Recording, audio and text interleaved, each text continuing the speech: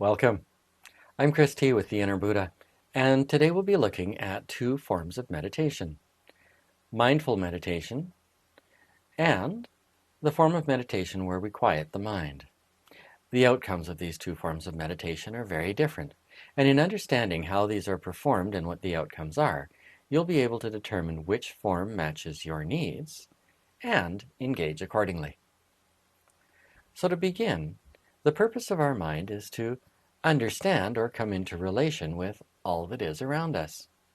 It seeks to understand what exists and to make the goodness whole.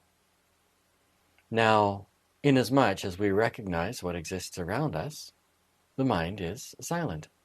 It doesn't have to work because its job is done.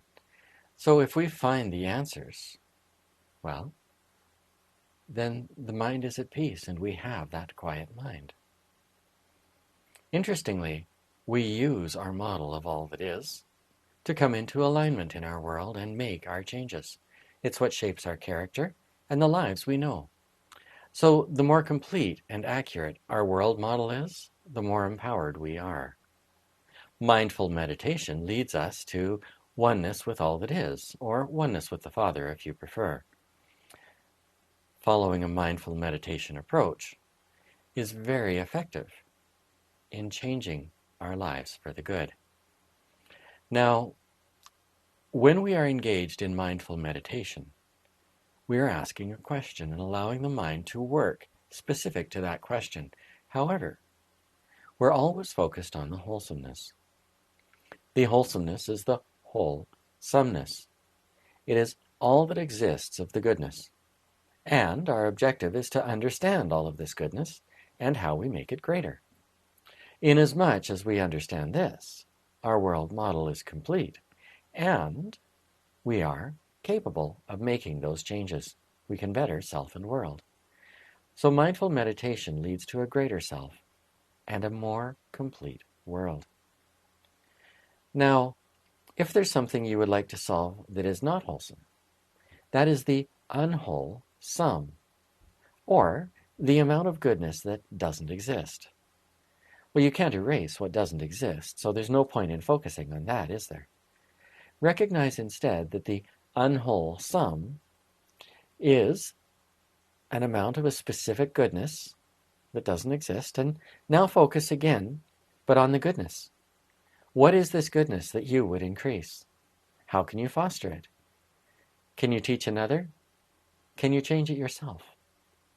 There's always an answer on how we can complete and realize the whole sum of wholesome, and it's satisfying.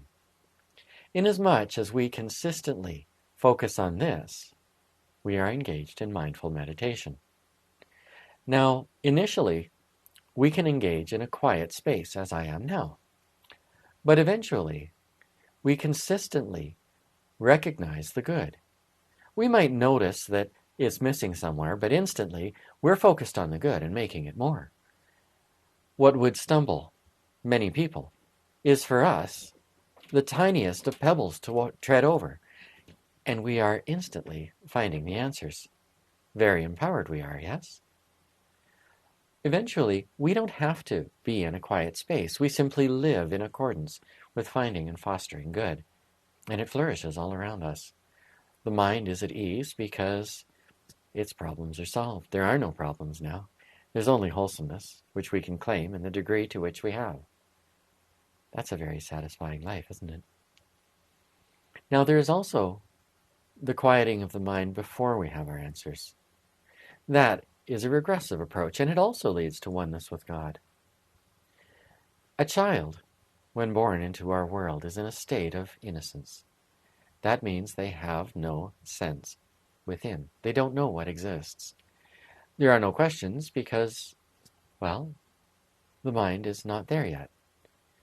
As we train the mind to stop answering the questions, what we are in essence doing is moving back into a state of innocence. Innocence is pure, but does it build us a better world? Does it make us better as individuals? If we have trained the mind to be quiet and never address the problems, well, what is ever going to improve in our world. Mindful meditation is very useful, and it serves us and all others. Quieting the mind serves only the individual, and it doesn't change the life. As such, I believe that we all should be engaged in mindful meditation. What is the wholesomeness you seek? How can you foster that? Focus on those and you can change a life so quickly. I have much more to share about meditation and about achieving a legendary life. You'll find a lot of this in my guidebooks, starting with Be Your Greatest Self, the Guide to Enlightenment in Legendary Life. It's the first in the Enlightening Strikes series. You'll also find a lot of this wisdom in my other video sessions. So please like, subscribe to, and share this video, and then take a look at some of the others. You'll be astounded with the wisdom you discover. Until we meet again, I'm Chris T. signing off. Namaste.